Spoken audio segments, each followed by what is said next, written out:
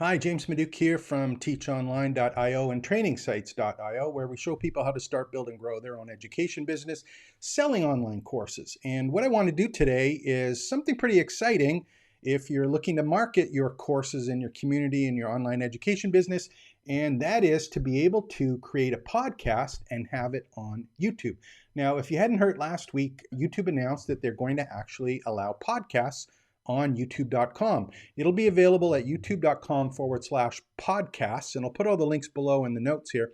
But I think that's only available in the States right now. But everything I'm going to show you, irrespective if you're in the States or elsewhere, will show up on youtube.com/podcasts in the States now, and when it becomes available worldwide. They're just rolling it out. Last week they said, you know what, we're going to have a podcast channel or podcasts on YouTube, and we're also going to have them show up on YouTube Music, which is huge because this gives us as content creators and course creators the ability to get access to an absolutely huge distribution network for content that we may already have and or that we're creating. And the purpose, of course, is to help us market our online courses and all of the great valuable content that we're providing to our customers and our market.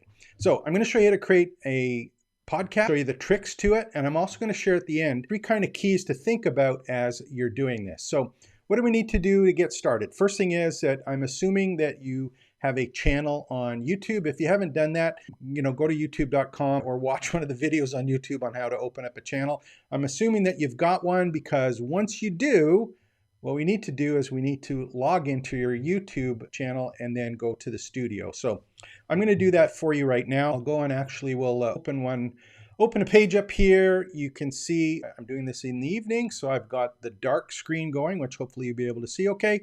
And I'm logged in, and we'll go to the dashboard here. I'm logged into the channel. I'm in this YouTube studio. What do we need to do to create this podcast thing? Well, couple things that we need, first of all, is I'm assuming you have some content in your channel. And if you don't, that's okay, because you can still start a podcast without any current content. I'm assuming that you do have some already, so that we're going to create a podcast with some existing content, which is a real cool part for us as course creators. So what do we need to do? I'm going to go up to the upper right-hand corner in the studio, and you can see the create button there. I'm going to do a left mouse click, and it's going to bring me a drop down, and you'll see at the bottom of the drop down now there's a new one, and it says new podcast. So I'm going to do a left mouse click on that, and it brings up this window for us, and the window says create a new podcast, and the second one says set an existing playlist as a podcast. So if you just want to upload an existing video or audio that you have and have it as a podcast, you're going to click the top one, kind of go through the steps. This is all the same basically as uploading a video to your channel. We're just going to add it to a podcast. That's not the one I'm going to show you today, because I think the more important one is this second one, which says set an existing playlist as a podcast. So I'm going to do a left mouse click on that to open it up. And what it does is it says, okay, well, show me your playlist and I'll add that as a podcast. So if we go to my channel here and we do a little scroll through, you see I have 3 different podcasts or playlists, and I'm looking at them and I go, nah, those aren't ones that I want. I don't want those as a podcast. They're not appropriate for a podcast. So the first thing I better do is I better create a new playlist, right? So I'm going to go back up to the right-hand side again where it says create. I'm going to do a left mouse click and I'm going to do new playlist. So I do a left mouse click on the new playlist, and it's going to ask me, what do you want to call this playlist and what's the description? So I'm just going to I'm going to call it the Online Course Creators. That's the title, and I'm going to give it a description. And remember, when you're filling in these descriptions and titles, you have to spend some time seriously thinking about what people are searching for. Remember that YouTube is the second largest search engine, but you want to put descriptions in here as they pertain to YouTube. So I wrote a bit of a description on another screen here, so I'm just going to copy it. And when you're copying these, of course, you want to do all of the traditional search engine kind of stuff for optimizing your content. I'm going to put it in, and I'm going to click create. So what I've done, a playlist. So that's how I get started. I got a playlist, and from here I'm looking at it and I got some options. You can see it says 0 videos. I have no videos on my playlist, and there's no image that shows up because I don't have any videos. If I want to edit this, I can use the pencil to edit it on YouTube. The other one is here's the options. So if I do a left mouse click on the ellipses, I can set it as a here. And if I want to do it that way, I can certainly do that now. So let's see what happens. I'm going to set as podcast.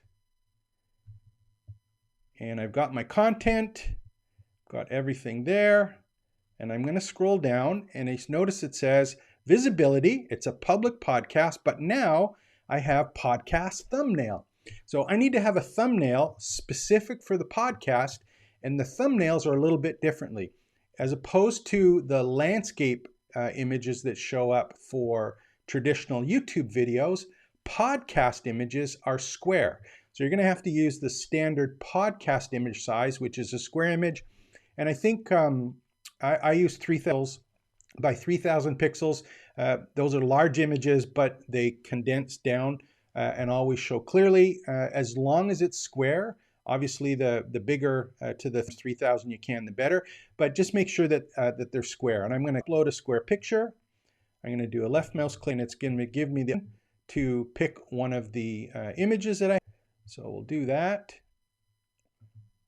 And I'm just going to click open to bring it up, and it's now uploading my podcast. This is for the podcast, my feed image for the entire podcast. This is the one that shows up when someone subscribes to your podcast. This is the main image that shows up for the if someone is looking for a particular podcast or your main image on your podcast. And when I'm ready, you notice the other thing that's interesting here, it's taken the same description that I added to the playlist and it's used it and the same title. And that's basically all I have to do to get started. I've created a playlist and I added the playlist as a podcast. So if I go click on podcast now, you can see that I now have my first YouTube podcast. Pretty simple, right? You are now a podcaster with, in this case, how many different videos? None. So let's go back and take a look at what we're going to do to add to the playlist. I'm going to go back to my videos here, and I can go through them. And at any time, if I find videos that I want to add to the playlist, which will add to my podcast, I just need to select them, pick the ones that are appropriate, and I select them as an example, and you can see it gives me the option to add to playlist. Now, I'm going to pick live in this case, and I'm going to pick one that I did this morning, 54 minutes. It was a great one for podcasts. I'm going to click it, and I'm going to go add to playlist and online course creators and save. So the playlist has been edited. I added a video to my playlist. As soon as I did that, let's go take a look at my podcasts. I now have one podcast in my podcast. And if I want to go and look at that, I'm just going to click it. It gives me more of the details. I can go and edit all these things or the thumbnails, and I'm in great shape. So I've added or created a podcast from existing content. So if you haven't done that already, go get a playlist put together. Think about what your existing content is that is available for you. Get a description, create a graphic, but start a podcast. This is going to be a huge opportunity to get your word out, be able to market your courses, your campus, get in front of those people that are potential customers of your courses and your services is just a great, great, great benefit. Now, I said at the start that I had a couple tips for you with you now. And again, if you haven't subscribed to the channel, do so on YouTube or visit teachonline.io to visit our community, or if you need the services, a done-for-you service, it's train.io. Lots of great information there. But let's take a look at 3 real benefits that the whole podcasting on YouTube thing does for us, especially if we're course creators or subject matter experts that are using these podcasts to help market our business. The first one, when you think about all of the as a creator or course creator, most people who are either thinking of courses or have been playing around with courses, content, whether it's video or audio, they've just got a lot of content available to them. And it may not be on YouTube. What this allows you to do is, first of all, repurpose all of your existing content. If you have some content, for example, you'd been interviewed on someone else's radio show or a talk show, or maybe a webinar you've been recorded, you have the audio of that. These are all pieces that you can now create your own podcast for based on existing content that you have. The other thing that's really exciting for course creators is this. I do a lot of live webinars. I love doing live broadcasting just like this. And when you are working and or doing live broadcasting like this, it's one and done videos, right? It's like me talking to the camera, I'm recording it. At the end of it, I've got a video that's done and an audio that's done. It doesn't have to be edited. It's absolutely stuff that can be thrown out, that can be created very quickly.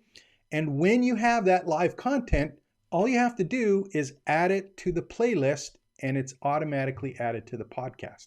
So if you are doing live webinars, live calls, think about the content that you're doing on those live webinars. Can I use or can I do my live webinars in a way that doesn't necessarily require as much visual content? The auditory portion of it or the verbal part of it has value in it. So if you can kind of think when you're doing these live webcasts, is this something that I want to be able to use in the podcast later?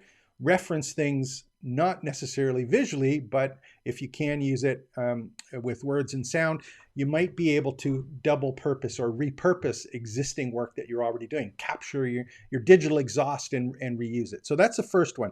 Think about repurposing all the time. All you have to do is add it to the playlist. It's automatic to the podcast. The second one, and here's the important tip. When you think of a podcast, you think of an episode. So for example, you do a podcast and it's episode number 1. Next week, it's episode number 2. Next week, it's episode number 3. That's a traditional podcast. And that's the way majority of people look at it. But as a course creator, I want you to kind of think about, what about as a series? A series.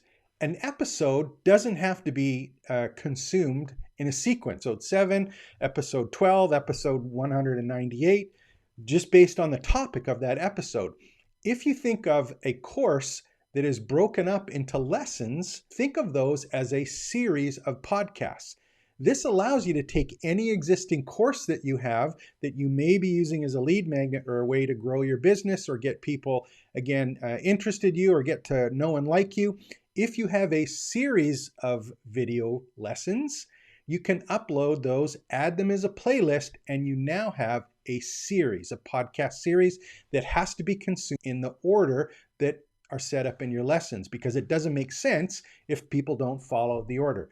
That does a whole bunch of neat things for you in terms of anticipation, keeping things in sequence, and more importantly, getting people to understand how you teach, how you share your information, and the kind of stuff that they're going to learn if they actually take one of your other courses and or pay for your other services. Okay, so think of episodes and series. How can you use courses and lessons as series?